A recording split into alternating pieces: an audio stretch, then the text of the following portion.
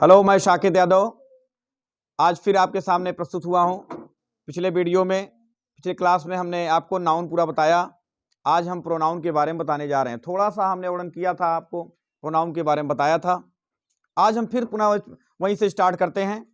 जो विद्यार्थी न देखे हों, हमारे वीडियो को देख करके और वहाँ से नोट्स बनाएं, और ठीक उसी तरह से फिर जैसे प्रोनाउन पढ़ा रहा हूँ, एकदम सीरियल से मैं पढ़ा रहा हूँ, और उसको आप देख करके नोट्स बनाएंगे। आज हमारा टॉपिक होगा प्रोनाउंस। प्रोनाउन कहते किसे हैं बच्चों, ध्यान देना।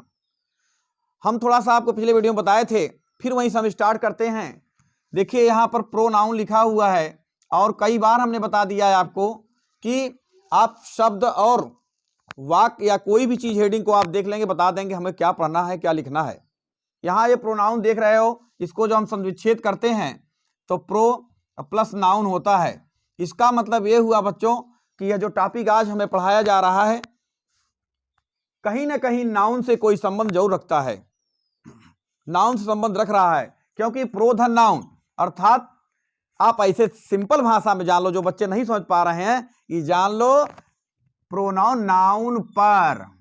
आप समझे कि नहीं समझे? नाउन पर अर्थात कोई ऐसा शब्द आएगा जो नाउन को क्या कर देगा, ढक देगा, नाउन के ऊपर आ जाएगा। जैसे अब जरा कैसे ध्यान दो, जैसे कहा गया राम किताब पढ़ता है, राम किताब पढ़ता है। अब राम की जगह मैं कह दे रहा हूं वह किताब पढ़ता है, वह किताब पढ़ता है। अब देखो राम की जगह पर हम उठा करके इसको लिख दिया, तो राम के स्थान पर आया कि नहीं आया? आया ना? तो वही आया, अर्थात यही बात आई कि राम तो नाउन है, और संज्ञा नाउन के स्थान पर जिस शब्द का प्रयोग किया जाता है वही प्रोनाउन होता है। यही हुआ था ना? संज्ञा के स्थान परिभाषा यही होती है कि संज्ञा के स्थान पर जिस शब्द का प्रयोग किया जाता है उसी को क्या कहते हैं, प्रोनाउन कहते हैं। परिभाषा मैंने लिखा दिया था।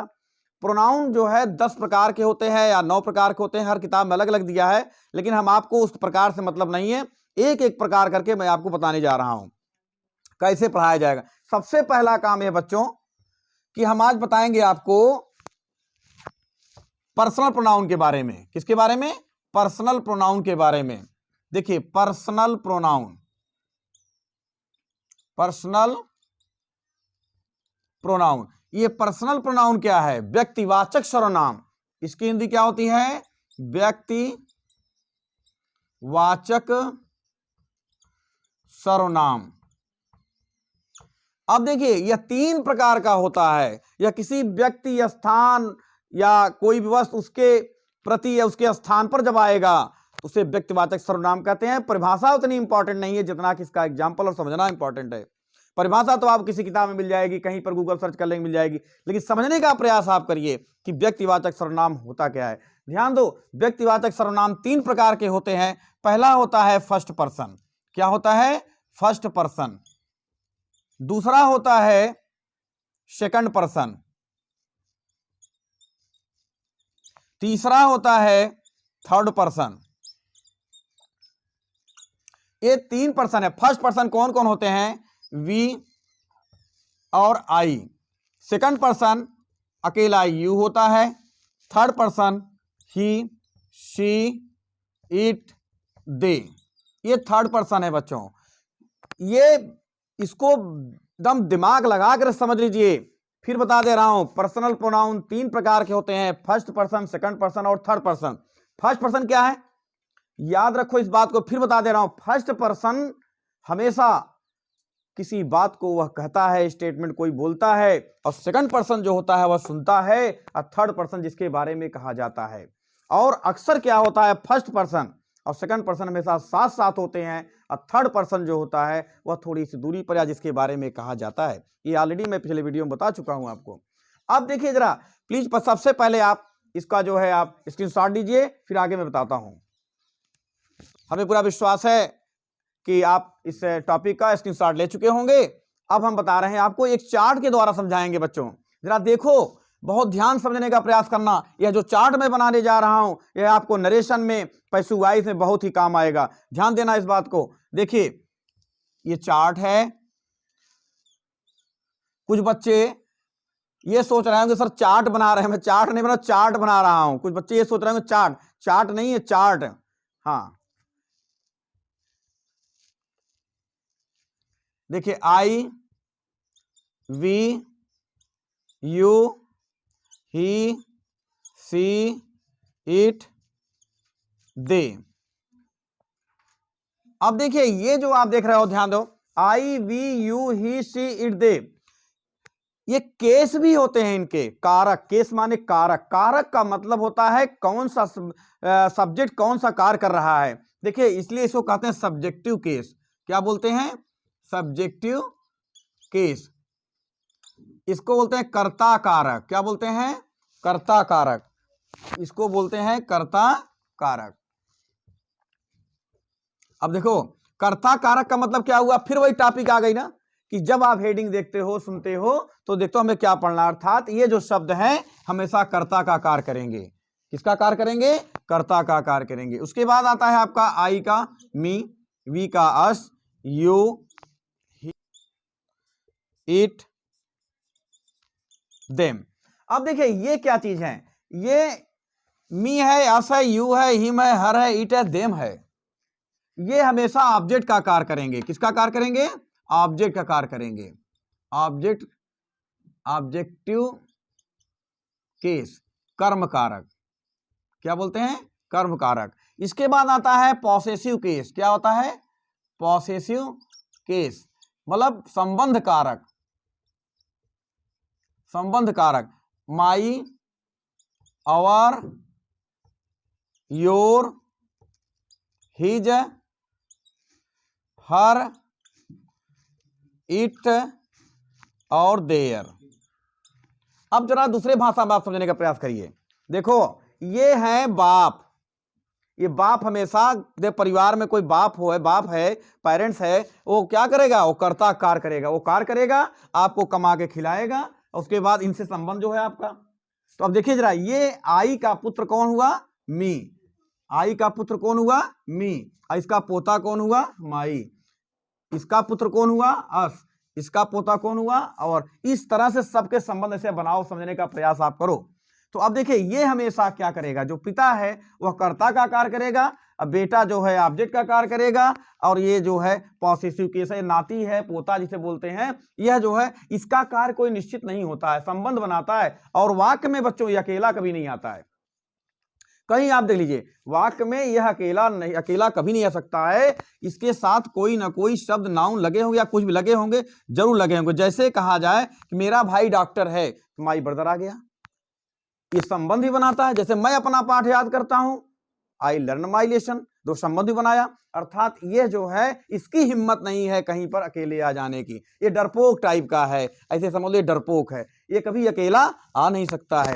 लेकिन ये दोनों अकेले आते हैं क्योंकि ये बाप है। जैसे अंग्रेजी में अनुवाद जब लिखते हो तो पहले क्या लिखते हो? सब्जेक्ट लिखते हो, फिर क्या लिखते हो? वर्ब लिखते हो, फिर क्या लिखते हो? ऑब्जेक्ट लिखते हो, फिर क्या लिखते हो? अदर लिखते हो। तो यह जो ऑब्जेक्टिव केस होता है हमेशा क्रिया के बाद होता है, और ये जो सब्जेक्ट केस है यह क्या होता है? क्रिया के पहले होता है। इतना बात आप समझ गए? अब पहले आप इसकी स्टार्ट लीजिए। इसका पूरा विश्वास है, उम्मीद है कि आप इसकी स्टार्ट ले चुके होंगे और बच्चों समझ भी गए होंगे आप लोग। जिसको नहीं समझ में आया होगा ये प्रोनाउन, फिर हम आपको कभी मौका मिलेगा नरेशन जब पढ़ाएंगे और एक्टिव से पैसिव पढ़ाएंगे, फिर समझाएंगे। क्योंकि जान लीजिए जिस विद्यार्थी को प्रोनाउन नहीं आया, प्रोनाउन समझ नहीं आया, तो जान लो उसे कुछ नहीं आया। इसके बाद हम आते हैं आपको दूसरा नंबर आता है डेमोन्स्ट्रेटिव प्रोनाउन। डेमोन्स्ट्रेटिव प्रोनाउन क्या होता है? देखो डेमोन्स्ट्रेटिव प्रोनाउन,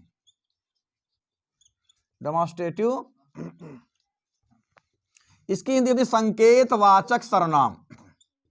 संकेत वाचक सर्वनाम। तो फिर आ गई बात, हेडिंग लिखा गया संकेत करना, संकेत मतलब इशारा करना। हम तुम्हारी तरफ इशारा कर रहे हैं, इशारा किया कि नहीं किया? तो अर्थात ऐसे प्रोनाउन होंगे किसी संज्ञा की ओर क्या करेंगे? हम इशारा करेंगे। क्या करेंगे? हम इशारा करेंगे। अर्थात परिभाषा इसकी निकल के ही आती है कि ऐसा सर्वनाम होगा, ऐसा प्रोनाउन होगा जो किसी संज्ञा की ओर क्या करेगा? संकेत करेगा। और डेमोन्स्ट्रेटिव प्रोनाउन बच्चों केवल 4 होते हैं।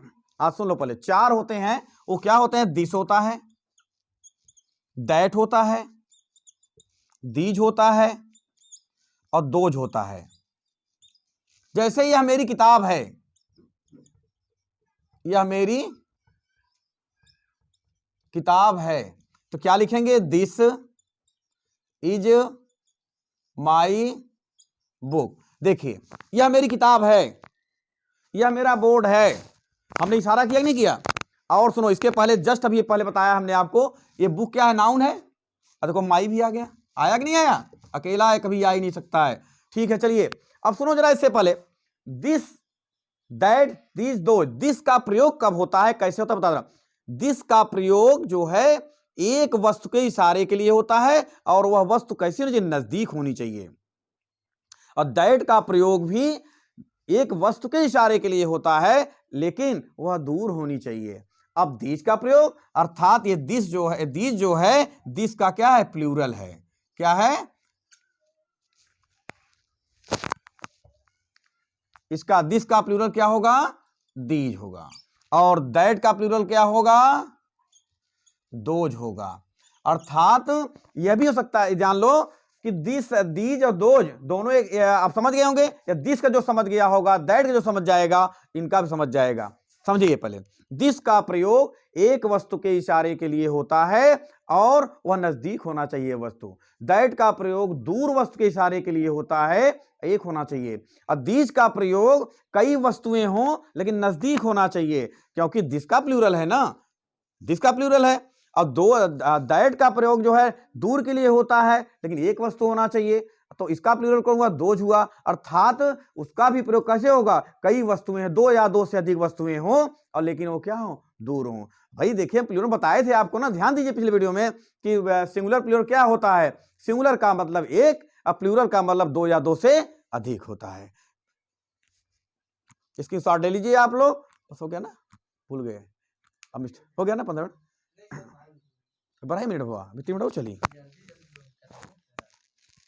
विश्वास या उम्मीद होगा कि आप ये स्क्रीनशॉट ले चुके होंगे। अब अगला बताते हैं आपका तीसरा पॉइंट है बच्चों, इनडिफिनिट प्रोनाउन। क्या है? Indefinite pronoun.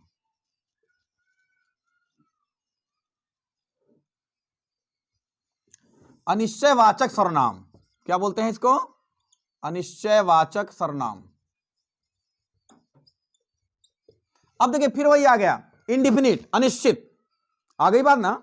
हम जो बोले हैं समझेंगे बात को। हमने कहा कि हेडिंग देख करके आप बता देना यह टॉपिक हमें क्या पढ़ने जा रहे हैं, क्या सर पढ़ाने जा रहे हैं। इनडिफिनिट, अनिश्चित। ऐसा कोई नाउन, प्रोनाउन होगा जो अनिश्चित का भाव प्रकट हो। गिव मी सम शुगर, जरा बताओ यहां पर, गिव मी सम